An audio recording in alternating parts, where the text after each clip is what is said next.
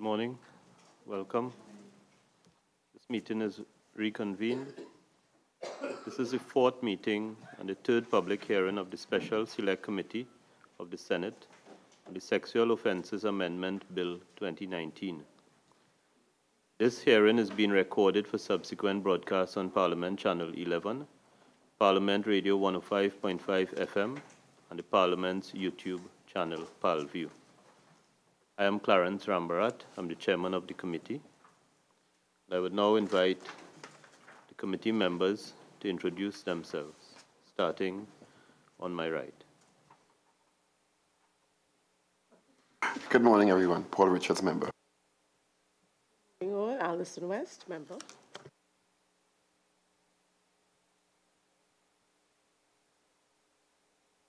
Good morning, Anita Haynes, member. Good morning, Garvin Simonet, member. Thank you. We also have the Honorable AG here. Good morning, AG. Good morning, members. I'm technically not a member of the Senate, but I have the right as the mover of the bill to sit in the select committee. So I welcome you all before us. We also have the support of the staff from the CPC, the Chief Parliamentary Counsel, and from the Office of the Attorney General, together with the Secretariat provided by the Parliament. Permanent Secretary, maybe you can now introduce your team.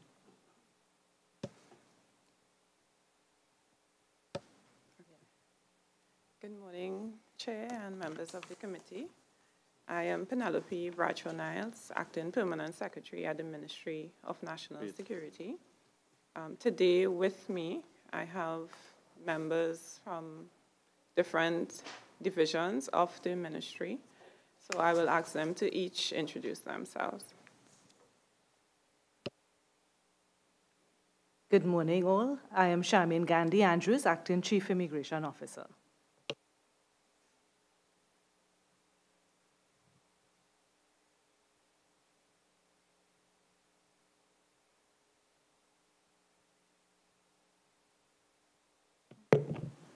Good morning, Chair, members of the committee. Michelle Otley-Jones, Director, Legal Services, National Security. Good morning. My name is Garvin Ramsey-Paul, Senior Legal at the Counter Trafficking Unit. Good morning, Chair, members of the committee. My name is Randall Hector, Assistant Director, Legal at the Strategic Services Agency. Okay, thank you very much. Today we are also supposed to have, we had invited the Office of the DPP to participate in today's proceedings. Unfortunately, the Director of Public Prosecutions is out of the jurisdiction and not available today. So we would schedule that meeting with the DPP on a subsequent occasion. Yes, you have given us your written submissions in which you have identified 15 areas of the bill that you wish to comment on. So I now want to invite you, and you can direct the questions, or you could deal with the submission through any one of your officers. I now invite you to take us through your written submission. Going through them, they're numbered, and I ask you to go straight through to 15, and we'll engage you as we go along on each submission. Thank you. Thank you, Chair.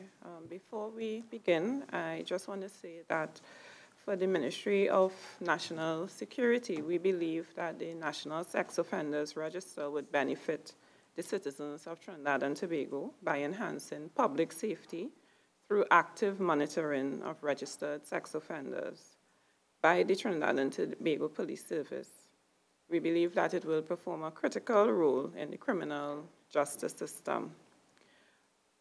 Previously, the committee met with the members of the Trinidad and Tobago Prison Service and also the Police Service.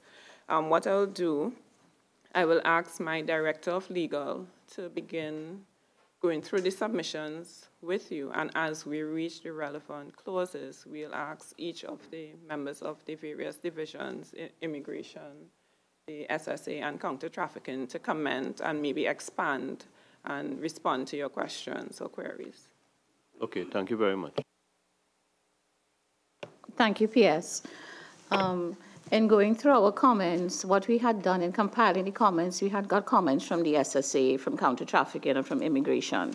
So as we reach those particular comments that impact on those divisions, the particular officer would explain the justification for the proposed amendments or the concerns raised. One correction on our comment is where we have reference to Clause 8, Clause 35, it should really be Clause 10, which proposed new sections to the Sexual Offences Act. So in our comments, we refer to Clause 8, Clause 35, but those are really Clause 10, which proposes a new Section 35, a new Section 36, 37, moving on. I'm talking generally, EG. I know you're asking me which page of the document, but generally, in our submission, we made references to Clause 35, we refer to these sections, instead of saying sections, which are the new sections, we refer to them as clauses. But it's Clause 10 of the bill which proposed those new sections. Understood, thanks. Yes? Thanks. So our apologies for that error. Our first comment was made by the counter-trafficking unit. It speaks to proposing an amendment to Clause 26 of the bill. Section 26 of the Act, where the bill introduces new offenses as registrable offenses under the bill. So it introduces offenses under the Trafficking in Persons Act. But what my colleague will, when he explains it, is that the Trafficking in Persons Act speaks to exploitation, and exploitation is defined to include instances where persons have been forced into labor. And we didn't see that as a sexual offense. So we were asking, or we were proposing that that section be qualified to treat it of a sexual nature.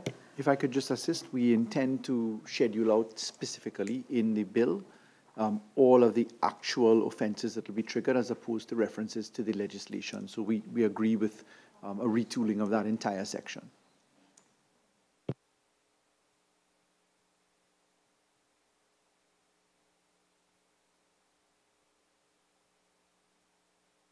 Through you, Mr. Chair, I believe that the Director of Legal, she addressed the first issue comprehensively in terms of the nature of the amendments that need to take place, and the Attorney General has already addressed that, so we don't need to go further on with respect to that one.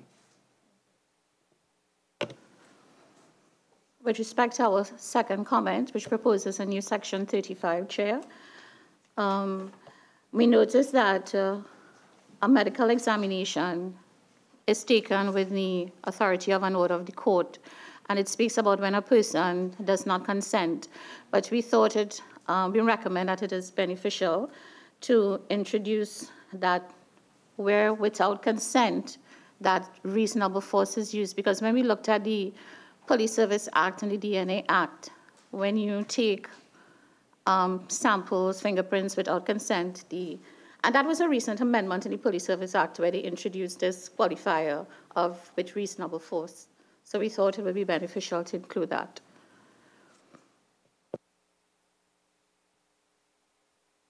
Sorry, we hadn't intended to answer on a case by case, but yes, we also had proposed harmonization with the DNA and the fingerprints legislation, sections 50A, B, C, D, and I can't remember the exact terms, but we're on the same page with you. So please continue throughout your submissions. Okay. I would ask my friend from SSC to speak to the other proposed amendments, which is item 3 on our comments, that seeks to address a new section 35.3c, 3b, 35.5, 35.6. With respect to the issue of representative, Mr. Hector. Sure. Thank you very much, Ms. Otley-Jones. Chair, members of the committee, relative to the proposed section 35, subsection 3, subsection 6, we're simply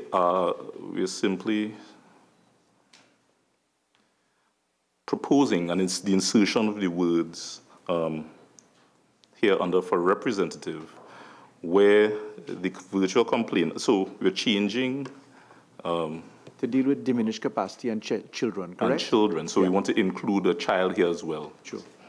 So what we're changing is where the virtual complainant is a child, has a mental disorder, or has died. So simply include child here. Under 3, we also proposed under that section 35.3 the introduction of a new section, subsection D, to include the words complainant, referring to the police complainant in a sexual offences matter. At present, the results do not go to the police. It's our view that evidence of an accused person passing a sexually transmitted infection or disease to the virtual complainant, or vice versa during the commission of an offense, is evidence that would be probative of the commission of an offense. And it's for that reason we suggest that it also be included. Yes.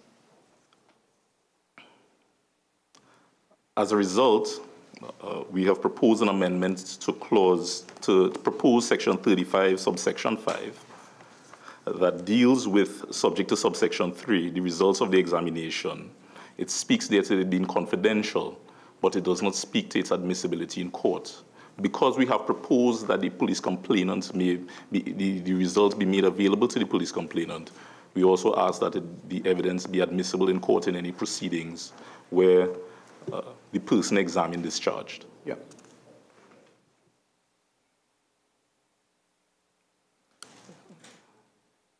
Section 35, the proposed section 35.6, we have simply recommended the insertion of the word child so that it is in pari material with the proposed section 35.3c.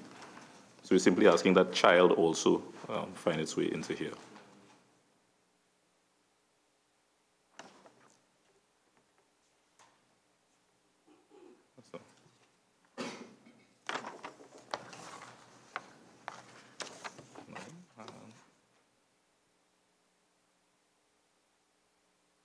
May I ask a question? No. Sorry, Mr. Hector. Indeed. When you're looking at 35, if you look at page 6 of the bill, and insofar as your recommendations with respect to new section 35.3c says a representative where the virtual complainant has died, and then we define representative in subclause 7c. Yes. We say in relation to a child, virtual complainant, his parent, guardian, or person with responsibility for the child. Do you think, is it that you're dissatisfied with the tail definition? Because what we've done is to say the representative, and then we've caught it in the definition section as to that. I accept that out from your recommendations with respect to evidence and complainant and virtual complainant. Indeed. The definition, AG, you speak of the definition in subsection 7. Yeah, in relation to representative.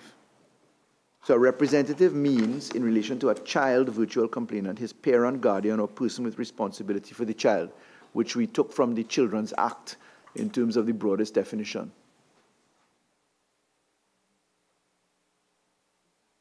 I'm not certain.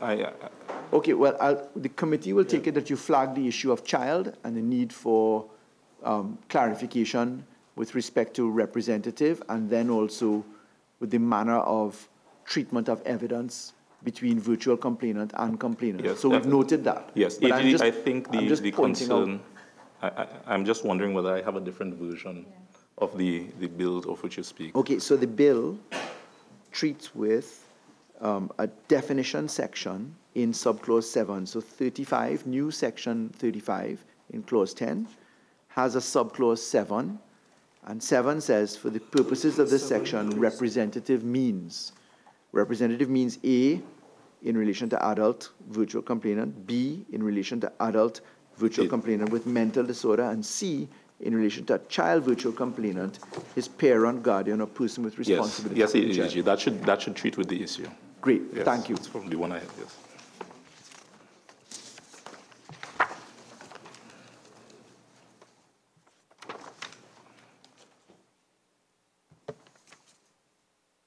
Right, is the next one clause 35(7).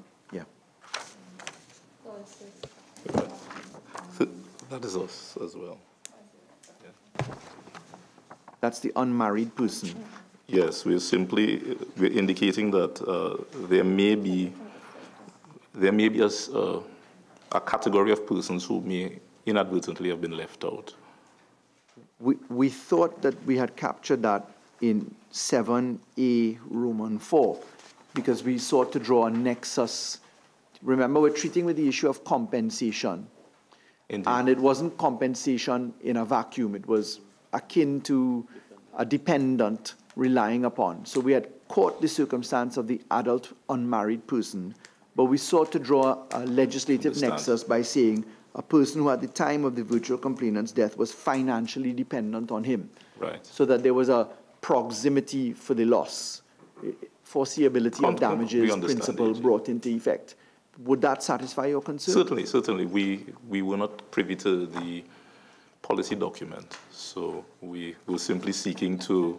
Sometimes that's a very good thing, because then it forces you to look at it with naked, stark judicial interpretation as opposed to prescriptive policy, which can fool you into believing something which would not be the subject of what a court would look at. A court would not look at the policy document. It will look at the plain and ordinary meaning of the legislation. Indeed. Thank you. Okay, can we now take a submission on clause 37, where you propose that the word national should be changed to citizen to conform to the existing legislation which defines who is a citizen of Trinidad and Tobago? Chair, I would ask my colleague from Immigration to treat with that issue. Thank you, Chair. I think the word national has different definitions in different pieces of legislation. And in the Immigration Act, a national speaks to those persons who are from a member state and has some affiliation to Trinidad and Tobago. So my question is it that we are speaking only of citizens of Trinidad and Tobago or everybody else? And then the question of who is a resident. And again, the Immigration Act speaks specifically to who is a resident, and it gives it the meaning as it is in Section 5. So there are two different things there. So we were thinking that there should be a definition of who is a national as well as who's a resident. We had proposed that we went with the term national, specifically different from citizen, because of the broader context and because CARICOM has agreed to the CSME issues. So we were looking at the broader inclusion of persons who subjugate themselves by virtue of the original jurisdiction of the Treaty of Chaguaramas, CSME, etc., to the laws of Trinidad and Tobago in the migrant policy arrangement. So we sought to go broader. And we did capture, as you correctly did point out, the issue of resident under Section 2 of the Immigration Act, being a recognition of the dichotomy between ordinarily resident for taxation purposes versus immigration purposes. So we went with the one that would catch the widest net, because the mischief of the bill that is targeted is the exposure to the people of Trinidad and Tobago, whomever they may be, resident, national, citizen, or visitor, being exposed to sexual predators convicted in courts of law. And therefore, it brings into question the issue of putting a stamp in or some notation in the passports of an individual who is not a citizen of Trinidad and Tobago. Correct. And our jurisdiction to do such, because all that person has to do is to change their passport. And really only the citizen of Trinidad and Tobago will end up being further punished by having, and I'm using that very loosely, by having such a notation in their passport for the purposes of travel. From my experience, what we have had over the years is a sharing of information of criminal offenders through various MOUs and agreements. And that information about criminal offenders, any criminal offender, including sexual offenders, are shared amongst other countries and other agencies. and we get information about any sexual offender who intends to travel to Trinidad and Tobago, and therefore we are aware beforehand that this person intends to come in. I think that may be a better arrangement in terms of having that information, and then we can push borders out rather than having a person come into Trinidad and Tobago. We now recognize that person is a sex offender, and then there are issues of removing that person from the jurisdiction. So it just raises that issue, and it's part of what we would have discussed or spoken to in Section 7 of our proposal, that we maybe reconsider that whole issue of putting that notation in a passport, because it will only really affect the citizen of Trinidad and Tobago who we could put that stamp or that notation in the passport for. If you'd permit me, first of all, to thank you for your submission, which is grounded in practical issues. But if you'd also permit me to put on record the logic and policy behind the recommendation. The government looked at several jurisdictions, and I'll just say Canada as one of them, where the endorsement, New Zealand, etc., where the endorsement of passports is a feature of the law. We could not recommend because passports of other countries are passports of other countries, and they are recognized in law as a privilege, not a right. So not everyone has the right to a passport per se, as I know you know, but it is merely a privilege that is exercisable. Insofar as it's the state's privilege, we borrowed from the jurisdictions that actually do the endorsement of passports, but we could obviously only confine ourselves to citizens of Trinidad and Tobago. So that's the rationale for us properly just vesting ourselves only to the citizens of Trinidad and Tobago. And we confess that we are pushing the envelope squarely into a domain because of the practical concern on the other side. So we're aware of the Interpol scrub, the APIS information that may come, and the border control management that exists. But we've recognized that that exists at a moment in time. After the person on shift has gone and the passenger has landed and treated one way or the other, there's no continuous follow-up of these events. But insofar as you may find yourself before a court on another occasion and you must surrender your passport, it's endorsed on your passport. So it's not lost on me that there is a viral video going around now by WhatsApp where people are recommending that Trinidad and Tobago should take an African approach to sex offenders, where there was immediate castration, where there's a recommendation for public management of events such as this.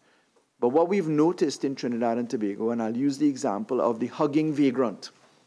In San Fernando, which is my constituency, there is a hugging vagrant, seen taking pictures, etc., who on deeper investigation has been confirmed to be a person deported for sexual offenses and to be a sex predator.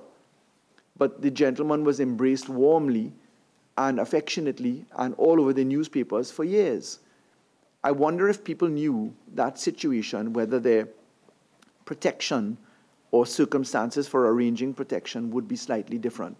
That example alone demonstrates to us that whilst we may catch them at the border at a particular time, there is no continuous follow-on effect. So we wanted to have the opportunity to have a continuous follow-on effect. And that was the rationale behind it. It's not to take away from your observations, but it's the first time I'm getting the opportunity to explain it, because we did not go to committee stage on this bill yet before the Houses of Parliament. Chair, could I? Yeah.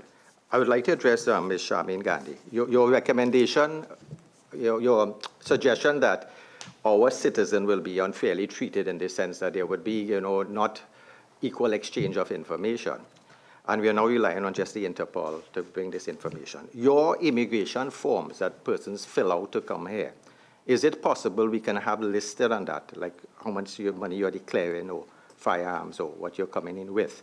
Is it possible to have on that declaration forms for persons coming in here, have you been, charged for any sexual offenses? That, we could start red flagging that individual as they come into customs and send out that information. Because as we know, people may travel to countries to prey on our children, and even in Trinidad.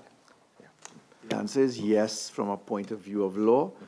And I want to just remind that there was one point in time after 9/11 where on the U.S. immigration form, there was a neat little box that says, are you a member of a terrorist organization, yes or no? But that identification aspect of customs and immigration declaration forms, most of which have been abandoned in other jurisdictions as paper begins to fall away and you're dealing with APIS, Advanced Passenger Information Exchange, that becomes a complication. But I'll let the CIO confirm the position herself. Yes, Adrian, I agree with that, and that's the direction that most countries in the world are going with. And the thing is, we are looking now to do more pre-checks electronically of passengers before they even get on a plane. One of the things, and if I may speak directly to the form is an agreed-upon CARICOM form, and any changes that we want to make to this form has to go to CARICOM. And I wouldn't want to have such a pointed question on the form. I'd rather have, if we, including anything, to ask if the person has committed any criminal offenses. What I was suggesting is that the prohibited classes of the Immigration Act be amended to include a very specific section for sex offenders, so that those persons would be immediately excluded based on the fact that they are in the prohibited classes. And once we are aware of them, we could actually advise ahead of time that that person should be denied boarding, especially if we move the way, and I know AGM might be stepping ahead of myself, but most countries are going the way of the personal name record for a passenger in the advanced passenger information, so that you get information at least a couple of days ahead of the passenger arriving in your country. And really, that's what you want to do. And when I talk about pushing borders out, that's what I mean. So we could tell the airline ahead of time, do not board this particular individual. So that's one of the things. And even making some amendments to 9.4 of the Act, where if the person is in Trinidad and Tobago, that there's a very specific section that speaks to any foreign national who commits a sexual offense, that that person should be subject to deportation right away. So those two sections, AG 8.1 and 9.4, should be amended to include that very specific offense. And I think that will kind of take care of the foreign nationals.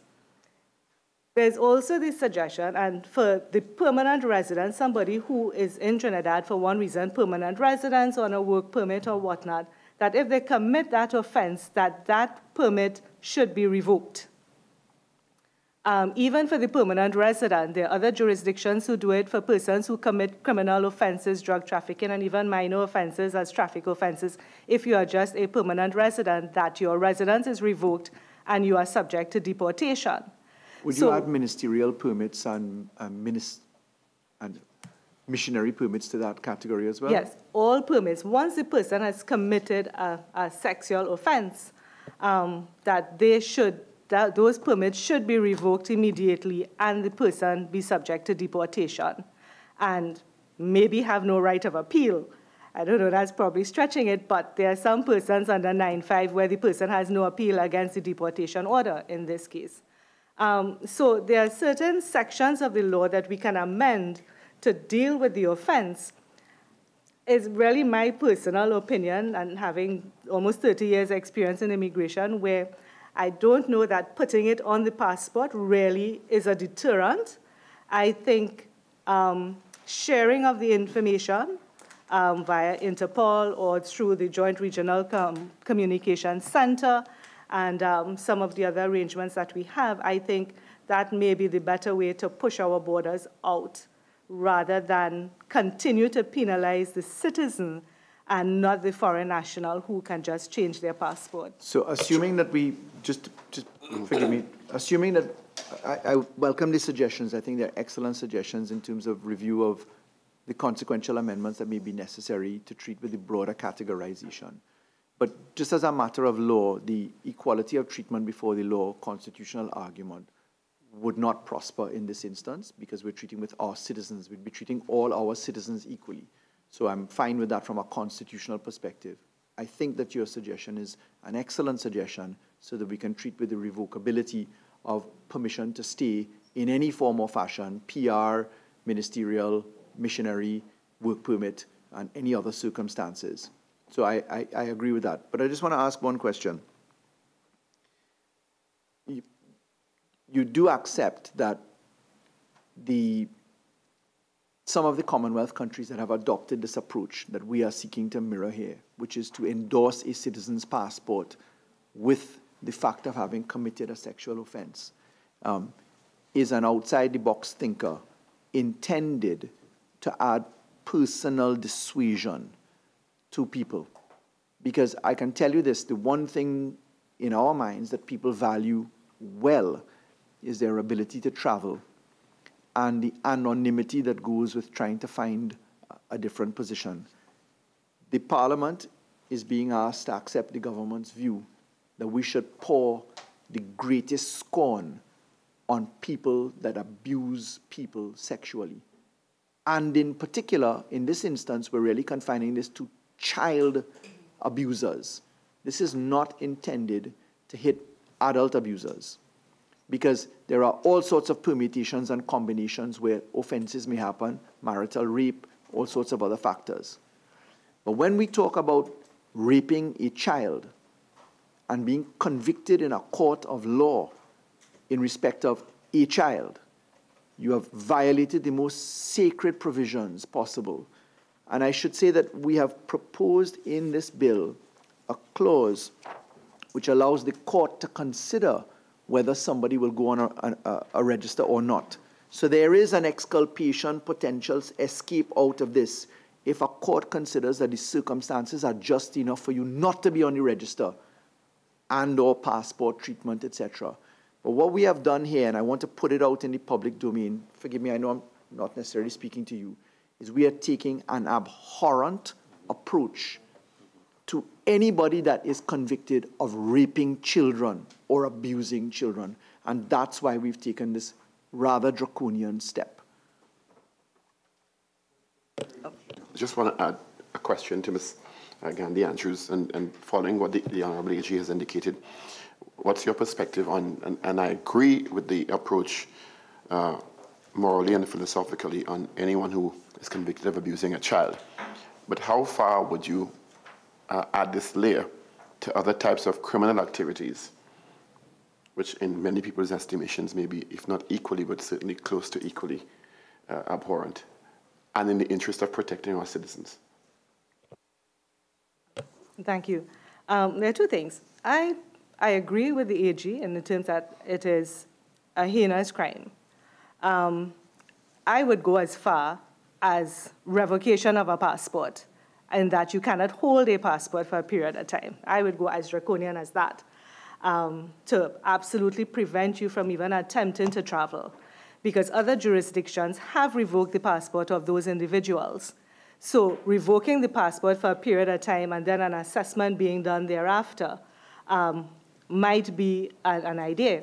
If we are including the notation on the passport, then we should be limiting the validity of that passport as well in terms of the duration of the period of time that the person is to be reporting.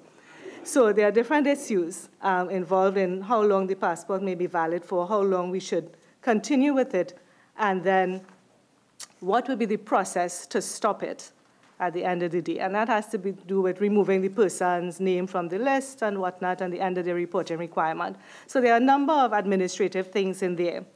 There are other things, certainly, that are really, I think, just as bad. I consider drug trafficking, because we see that over and over, and, I mean, some serious drug trafficking taking place. That, I think, passports should be limited as well. Because drug trafficking, just sorry to interrupt you, is another form of child abuse. Precisely. I agree. You know, so there are a number of things. Drug trafficking, I think, because of its prevalence now, even the whole issue of trafficking in guns and ammunition. Record, I'd like to add money laundering. And money laundering. So we're on sexual offenses, and I think that great ideas spawn even better ideas. And we do certainly hear you from a government perspective, and I'm catching that recommendation very seriously. Ask a question. Yeah, Ms. Gandhi, you mentioned about the, if you revoke a passport, you may have to consider, somehow assessing that to give back the passport. But medically, sometimes you have a pedophile who, basically, some of these individuals are resistant to treatment. So they may never get back their passports because it's a disorder. And this is why when the AG had mentioned castration early on, I am a proponent for castration. Sorry, I was saying this is being covered. No, I was saying certain Yes. African jurisdictions are now currently in the media, by having taken a draconian step.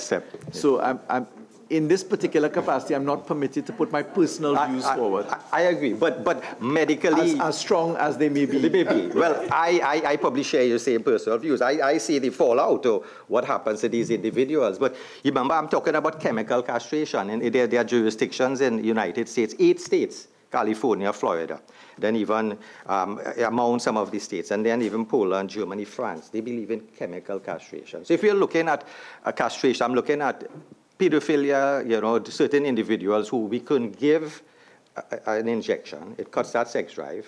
It's an anti-testosterone. So they can go back out, not in their homes, but elsewhere if it's a child molestation occurs in their home, still be able to provide the earnings for that home as a breadwinner. So if you're looking at an individual who is a relative, you have to probably consider chemical castration because the prisons are overcrowded. It works in the sense that you find that there's a recidivism rate of from 50% to 5% in those states have shown that. So we have to consider chemical castration for those individuals who we may, look at. And so, this is something I want to put out there. And even the protection of the individuals, you're looking at the unfairness that persons may not know if it's only the passports are being stamped. My suggestion is we would be at a disadvantage if I'm hiring somebody by me and I don't know if that person had a previous convictions. So I am for even putting it on your driving permit and your ID card to help the local population be aware. You're coming in for a job in a school as a cleaner, this is there. Because we're not going to ask for a passport. We may more likely ask for an ID card or a driving permit in that application. Thank you very much, Member Dial Singh. I think you just made the front page of the Newsday tomorrow. I just want to continue on. We had skipped your 6th submission, so I want to ask you to go back to that, and then we'd proceed from 8, and I believe the Chief Immigration Officer may have touched on some of those, but I just want to deal with 6, and then we'll proceed from 8. Thank you. So, Chair, from the Strategic Services Agency, we proposed an amendment to the proposed section 39(3)(d). And here we ask to insert the words ensuring that the information entered in the register is secure. The Police Commissioner is given certain responsibilities relative to this register, but the security of the register we see has not been addressed frontally. And we believe that there should be a section that deals specifically with it. Next, we have proposed a section 39, subsection 4, which states that the register shall be made available to governmental agencies and entities involved in intelligence gathering. I think we understand that submission. So can we go from 8 onwards now? Chair, thank you. I think the Honorable AG had explained the rationale of the policy behind the reporting requirement for if it's an offense, a sexual offense against a child, because that was one of the concerns we have. Why is it limited to just a child and not just adult sex offenders? Not too sure if my colleague wants to comment on that, because that was immigration's position. I think one of the things here is that we have on our integrated border management system what is an impediment list. And we keep for our purposes and intelligence purposes, information on those persons who may have committed criminal offenses and all of that. A lot of the times as well, and because we're taking the broad definition and national, a lot of the times immigration is never informed about the criminal prosecution of foreign nationals. And by including everybody, not only children, those who have committed offenses against children, but adults as well, we would be able to update that watch list of persons and take the necessary action if it's a foreign national, etc. So it's not just the offenses against the child, but against the adults as well, or anybody over 18 that we could monitor and we could take the necessary action thereafter towards perhaps removing them from the jurisdiction. Okay, thank you. I think this will catch persons like serial rapists also coming into the country, persons who have, would be coming in here, and I think that's an excellent suggestion. But that immigration box that you mentioned, taking other criminal activities, I think we may have to look at that. Just to perhaps let the cat out of the bag, the government has invested in harmonization of information. So we have taken the immigration division and we've digitized the entire thing in a different way by allowing access to information from passport level to be connected to other areas. Very shortly, we will be harmonizing that with other pots of information. Trinidad and Tobago has operated in a vacuum and silo arrangement. So BIR, birth certificates, marriage certificates, convictions, all are coming into one pot to the point where your PIN number for your birth certificate will become an essential number, much like your social security number in the United States of America. So we are at the cusp of changing data connectivity in this country in a significant way. And when the CIO refers to pushing our borders outward, what we're doing is harmonizing the scrubbing of information on an advanced passenger basis from the commercial airline perspective. So it's not only when you turn up at the airport that day and there's a physical form that goes in. The minute you buy your ticket and it is booked, the advanced information runs out so that the lead time for investigative work is significantly larger. So we have made significant strides on this area, and it will become public soon enough as the elements lock into place. Can we continue from your 10th submission? Thank you, Chair. With respect to Clause 42.1, we noticed that the proposed amendment speaks to a resident or national who does an act. When we look at the Immigration Act within the prohibited class, it speaks to a person who would have been convicted of an offense abroad or admit to having committed an offense abroad who, in Trinidad, if it was done here, it would have been punishable by a year and more. So we were looking at whether or not, we were wondering if does an act, the person has to be convicted. If it is intended to include a conviction, a person who, how would you know if this person committed an act? Is the person required to come and tell you something? So we were wondering if that could have been changed to something more definitive, like committed an act. So we stayed with the standard formula for extraterritoriality, which is the same in trafficking in persons, in any other piece of law. This is the formula of language that is used. And it's because we have done it in relation to a registrable offense and also to capture the STIs, the sexually transmitted infectious diseases.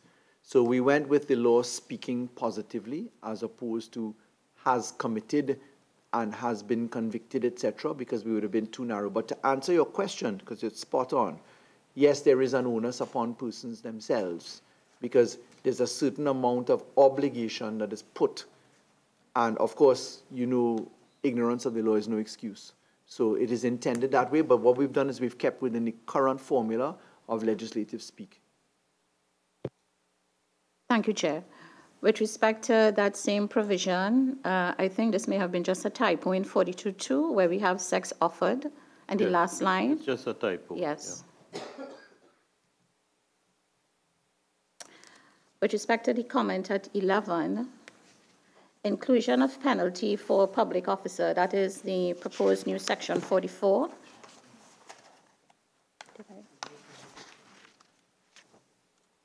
Chair, can you permit me 1 second to just liaise with my colleague? Yeah, sure.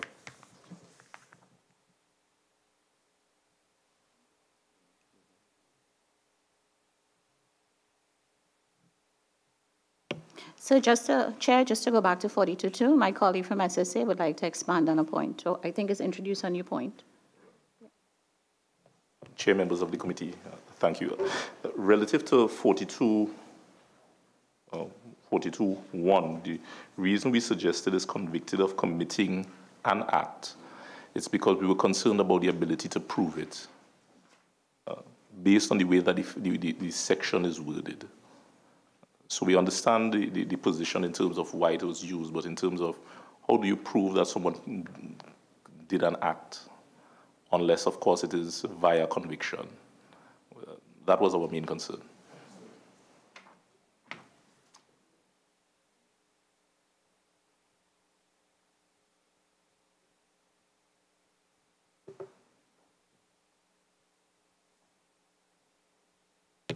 We note it. We'll scrub it through in the cross-referencing between registrable offense and registered sex offender. And when we amend the schedule to put the specific offenses as opposed to the references to the acts themselves, I think that we will tidy that up. But I've noted the observation. Great.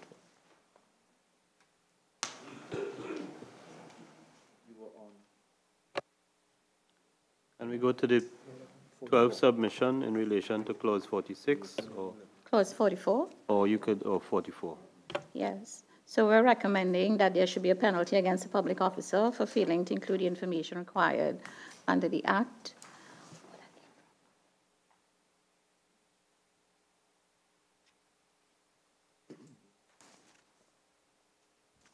And Chair, I don't think we need to justify that. Well, coming from a public officer, it is a very welcome position. So I can make no complaint and just say thank you.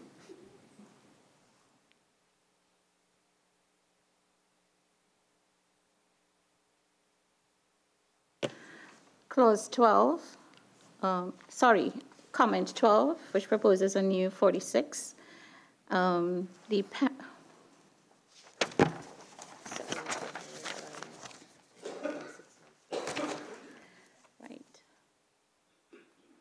It's recommended that the period of 6 months should be decreased to 1 month.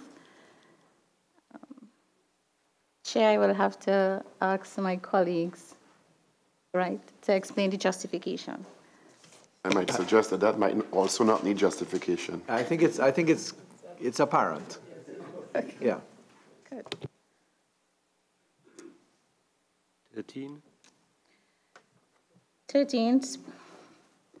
13, which speaks to increase in fines. We're recommending that the fines be increased as a deterrent, and it should be increased to $50,000. Thank you. We noted. With respect to Schedules 2 and 3,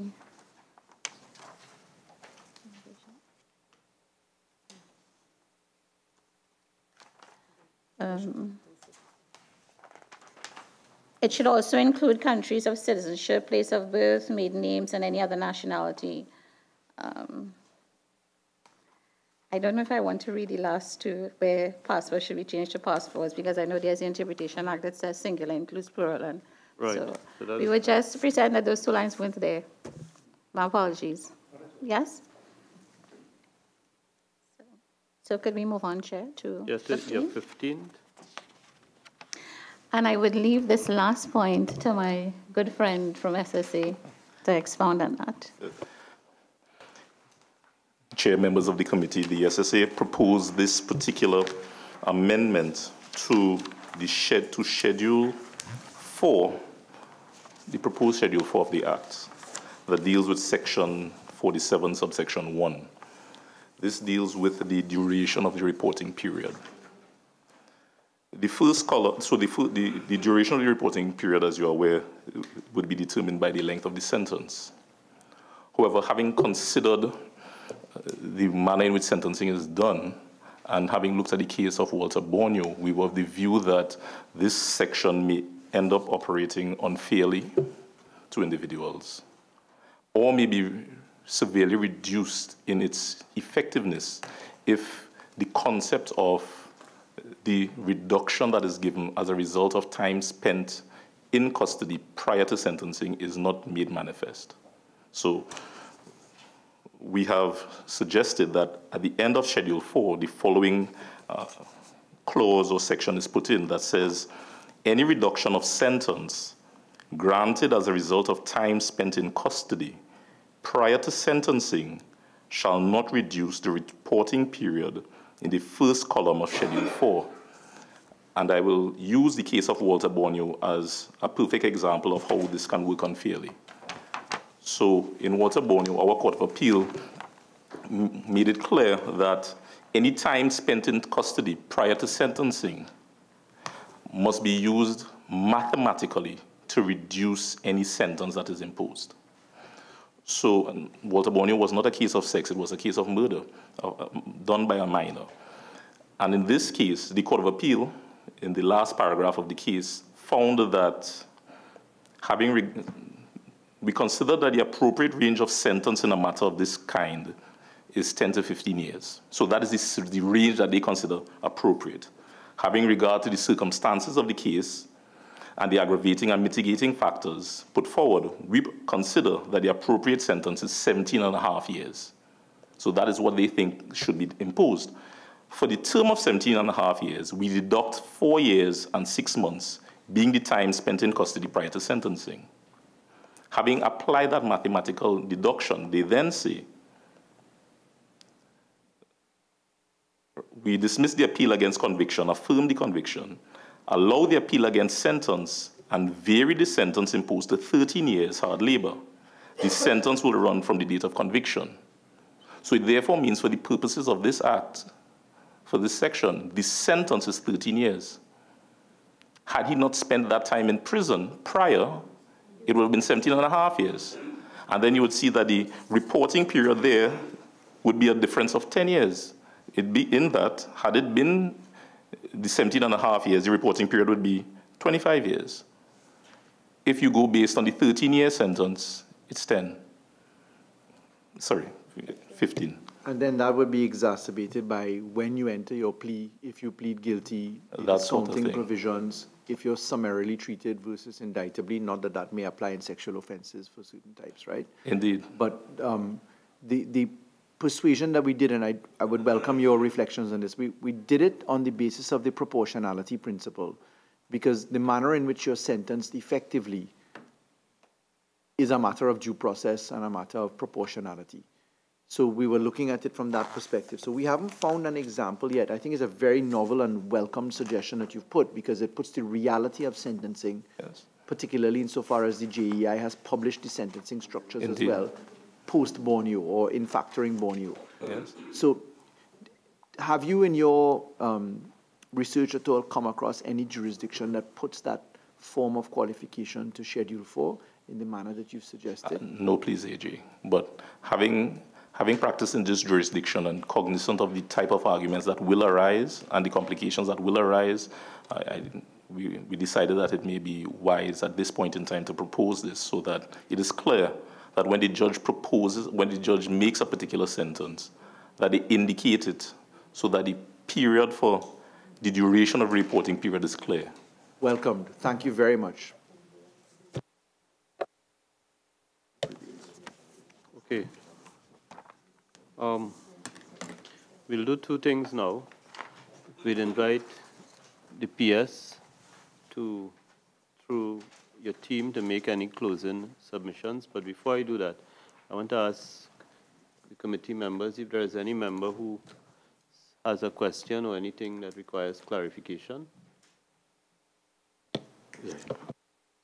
Chair, just wanted some off. It's the, looking at 42 here, right? National and resident to comply with part. Where a registrable offense under this act, he shall be required to comply with provisions of this part on entry into Trinidad and Tobago. Let us say someone is convicted abroad for a sexual offense, how would he know that this is part of his requirement on entry to Trinidad and Tobago? And then and not only in that instance, also in the case where, looking at 45, a sex offender shall report to the police station. Now, in that case, I think the local authorities here will put as part of their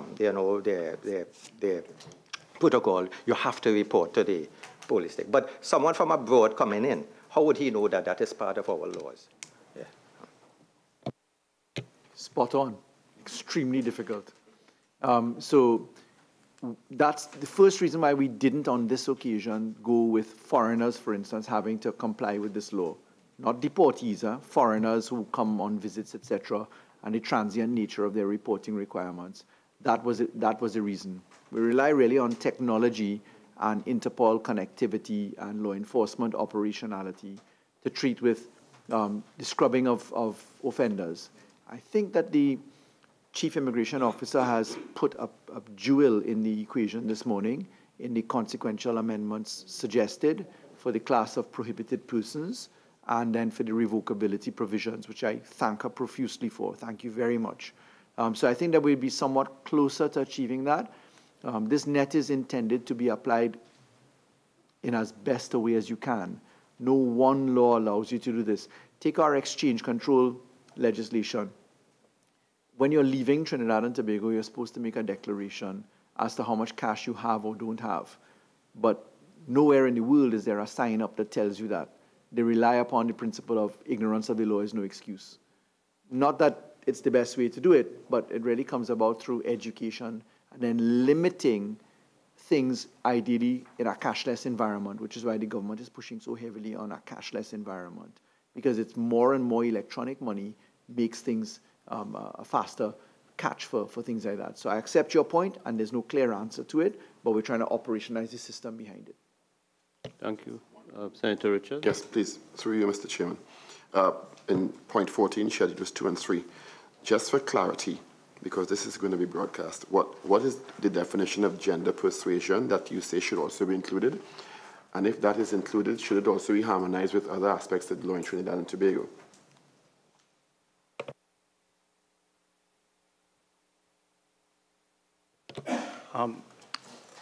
Through you, Mr. Chair, what was proposed here is that, or the thinking or rationale behind including this, is that we may find that, as the world evolves, we find that male might identify as a female, female might identify as a male, and this may also have some impact on informing intelligence, informing other persons. If you have a sex offender, which direction that person may go. So it might assist in terms of our detection, in terms of sharing intelligence, in terms of protection of individuals. So hence the reason why we included this. I know that it's quite novel in Trinidad. We seem to be going in a particular direction. So it may be very soon it may enter into our shores. So can I address this issue squarely, please? Because it's going to come up when we deal with the cross-reference class of prohibited persons in the Immigration Act, sections 8 and other sections. Indeed. There are 27 laws in Trinidad and Tobago that discriminate against what some of the rest of the world thinks is discrimination, meaning the issue of sexuality and homosexuality. There are 27 laws, not one.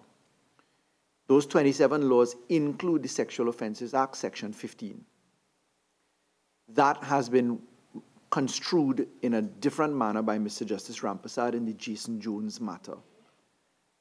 And there is an argument as to savings law, pre-1962 or not, in that particular environment. What the government has done so that the law can be clarified on the Sexual Offences Act, which is the issue of the buggery, we have appeal the decision so that the Privy Council can ultimately guide us on what the law is.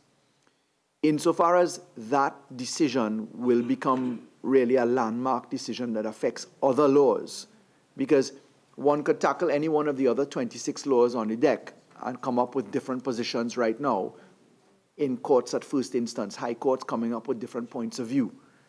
What we have decided as a policy is that we will abide by the Constitution, where there's equality of treatment guaranteed under our Constitution. And we'll await judicial pronouncement on these issues so that Trinidad and Tobago as a society can see where the law has settled, and then it is taken from that perspective. So we don't propose, insofar as there's a flux in this equation right now, to be pulling at this end of the tapestry or by this thread, because we may unwittingly cascade arguments which affect other things right now.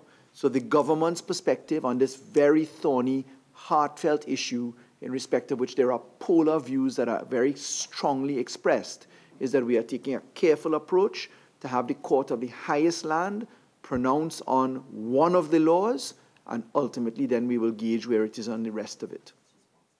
Okay, thank you, AG. Member Chote. Thank you, Mr. Chairman. To Mr. Ramsey-Paul,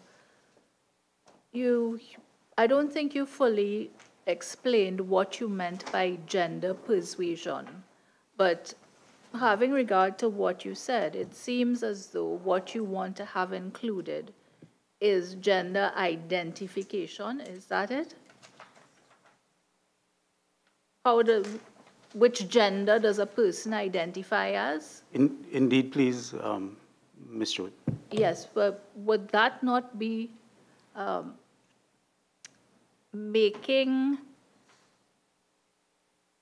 would that not affect a constitutional right?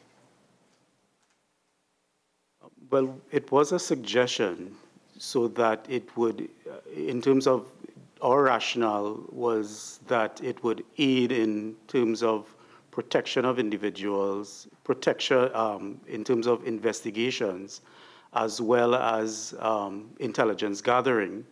So hence the reason why it was suggested, so that it could aid those persons in authority in doing their work.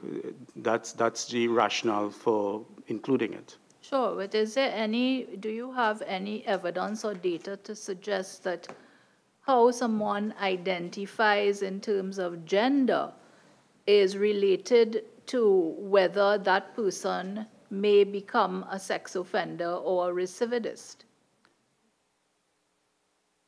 No, we do not have any data to indicate that. Okay, thank you very much. PS, do you have any closing submissions?